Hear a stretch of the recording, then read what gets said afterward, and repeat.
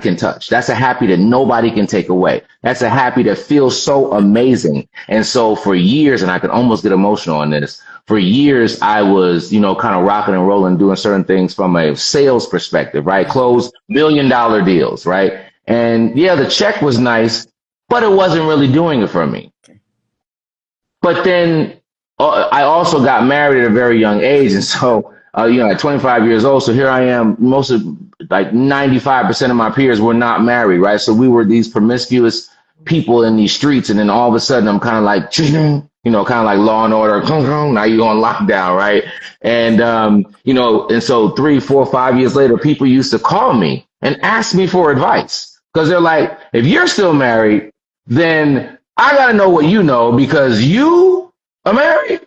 It's still, so 10 years later, you still married, 15 years later, you still married. So people were always asking me questions and I would give them advice and then it would work. And I was just like, oh, and then they would call me and be like, Elam, and now we haven't had sex in 6 months and now we're having sex. And I'm like, oh, that's great. And the feeling that I used to get from that was like, wow.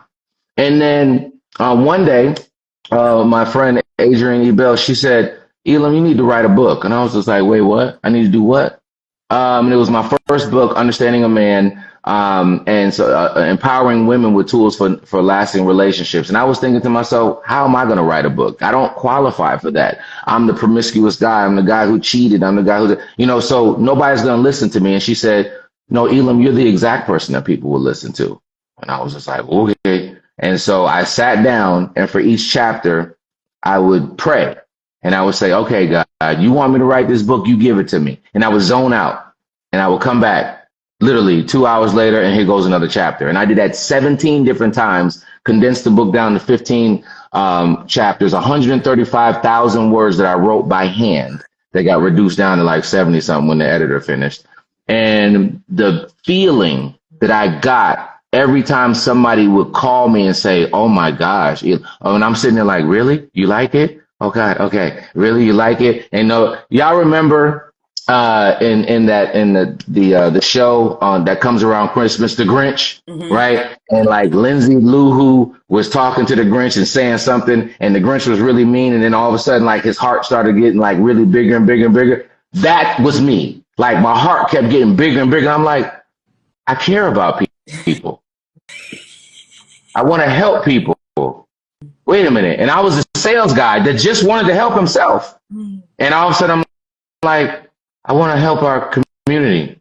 Wait, where's this coming from? Wait, oh God, you want me to do what? Oh, okay. And I'm kind of being candid with you, but that's exactly what really happened. And so now I'm out here wanting to help people and it's weird, but I love it and I want to do more of it. And, I just want to play my part in advancing our community, and then to see it happen is amazing. And so now to go back and to touch our young folk, man, listen, my heart gonna be like